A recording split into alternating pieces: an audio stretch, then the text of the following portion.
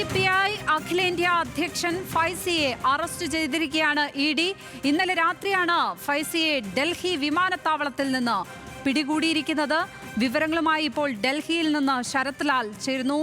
ശരത്ത്, ഏത് സാഹചര്യത്തിലാണ് ഫൈസിയെ ഇഡി കസ്റ്റഡിയിലെടുത്തിരിക്കുന്നത്?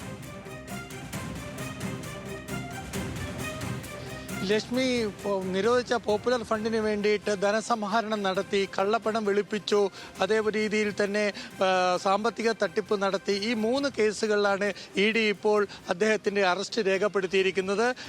കഴിഞ്ഞ വർഷം ഫെബ്രുവരി 24-ന് അദ്ദേഹത്തിൻ്റെ വസതിയിൽ ഇഡി റെയ്ഡ് നടത്തിയിരുന്നു. അന്ന് ഇഡിയുടെ അറസ്റ്റിനെ SDPI അണികൾ തടഞ്ഞിരുന്നു.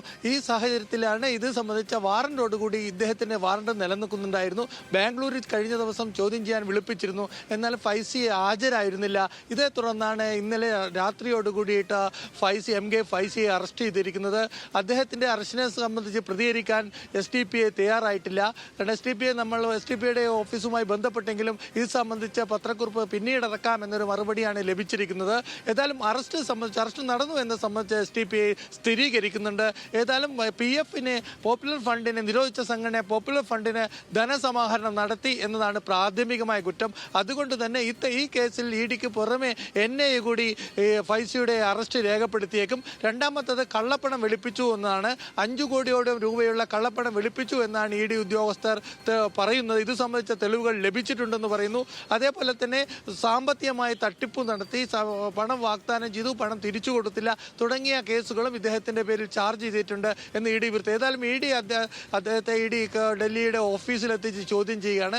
എന്തായാലും കൂടുതൽ തെളിവെടുപ്പിനായി ബാംഗ്ലൂരിലേക്കും അതേപോലെ ബോംബെയിലേക്കും ഇഡി ഓഫീസുകളിലേക്കും അദ്ദേഹത്തെ കൊണ്ടുപോകുമെന്നൊരു വിവരവും നമുക്ക് ലഭിക്കുന്നുണ്ട്. ഏതായാലും കോടതിയിൽ ഇതുവരെ അദ്ദേഹത്തെ ഹാജരാക്കിയിട്ടില്ല. ഇന്നലെ രാത്രിയാണ് ഇഡി ഇദ്ദേഹത്തെ കസ്റ്റഡിയിലെടുത്തത്. കഴിഞ്ഞ SDPIയുടെ വൈസ് പ്രസിഡന്റായിരുന്ന MK ഫൈസി കഴിഞ്ഞ വർഷമാണ് നവംബറിലാണ് SDPIയുടെ അഖിലേന്ത്യാ അധ്യക്ഷനായി തിരഞ്ഞെടുക്കപ്പെട്ടത്. പോപ്പുലർ ഫണ്ട് നിരോധിച്ച ശേഷം ഈ സംഘടനയുടെ SDPI മുന്നോട്ട് നയിച്ചിരുന്നത് MK ഫൈസി ആയിരുന്നു. MK ഫൈസിയുടെ അറസ്റ്റ് SDPI സംബളം കനത്ത തിരിച്ചയാണ്. BJP കേന്ദ്ര സർക്കാരിനും അല്ലെ NIA സംബന്ധിച്ചിടം പോപ്പുലർ ഫണ്ടിന് കേസ് നടത്താനും അതേപോലെ തന്നെ അറസ്റ്റിലായ പോപ്പുലർ ഫണ്ട് നേതാക്കൾക്ക് വേണ്ടി സാമ്പത്തിക സഹായം ചെയ്യാനുള്ള ചെയ്യുന്നതൊക്കെ MK ഫൈസിയാണെന്നാണ് അന്വേഷണ ഉദ്യോഗസ്ഥ ഇഡി അന്വേഷണം പറയുന്നത്. ഇതുകൊണ്ട് തന്നെ നിരോധിത സംഘടനയായ പോപ്പുലർ ഫണ്ടുമായിട്ട് MK ഫൈസിക്കുള്ള ബന്ധം ഇപ്പോൾ തെളിഞ്ഞു കളിക്കുന്നു. അതുകൊണ്ടാണ് അറസ്റ്റ് രേഖപ്പെടുത്തിയെന്നും ഇഡി വൃത്തങ്ങൾ പറയുന്നു. ലക്ഷ്മി പത്മ, SDPI അഖിലേന്ത്യാ അധ്യക്ഷൻ ഫൈസിയാണ് ഇപ്പോൾ ഇഡിയുടെ അറസ്റ്റിലായിരിക്കുന്നത്. ഈ മണിക്കൂറിലെത്തുന്ന വളരെ പ്രധാനപ്പെട്ട വാർത്തയാണിത്. ശരത് ലാലാണ് വിവരങ്ങൾ പങ്കുവച്ചത് ഡൽഹിയിൽ നിന്നും.